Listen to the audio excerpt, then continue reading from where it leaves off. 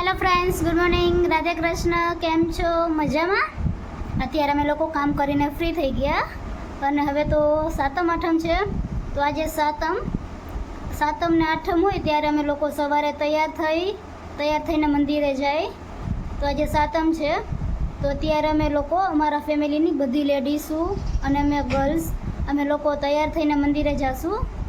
તો હવે અમે લોકો પહેલાં થોડા તૈયાર થઈ જઈએ. અત્યારે હું તૈયાર થઈ ગઈ અને હવે હું તૈયાર થઈને મીરા પાસે જઈશ. મીરા એ મારા કઝિન ભાઈ છે, એમની છોકરી છે. તો હવે હું તેમની પાસે જઈશ અને થોડી વારમાં અમે બધા મંદિરે જઈશું.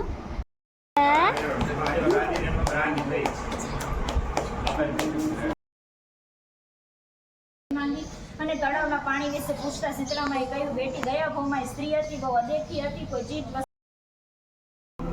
અરે અમે લોકો બહાર જાય છીએ.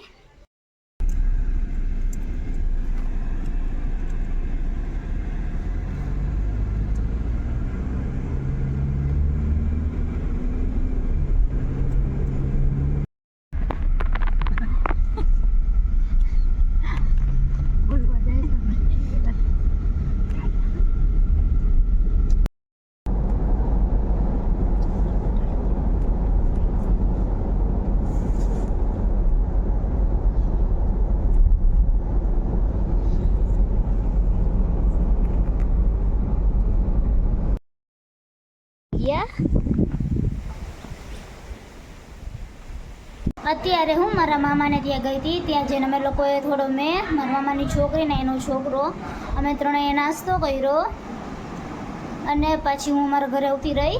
તો ઘરે આવીને તો ખબર પડી કે નદીમાં પાણી આવ્યું અને નદી બે કાંઠાની થઈ ગઈ. હું તમને એ પણ બતાવીશ કે નદી બે કાંઠાની થઈ ગઈ છે. ત્યારે અમે લોકો મારે અહીંયા પારો છે ત્યાં જોવા જાય કે નદીમાં પાણી કેટલું આવ્યું.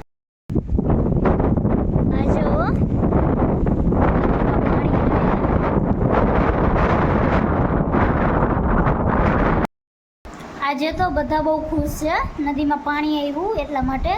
અને જેમ જેમ લોકોને ખબર પડતી જાય કે નદીમાં પાણી આવ્યું એમ બધા જોવા જાય.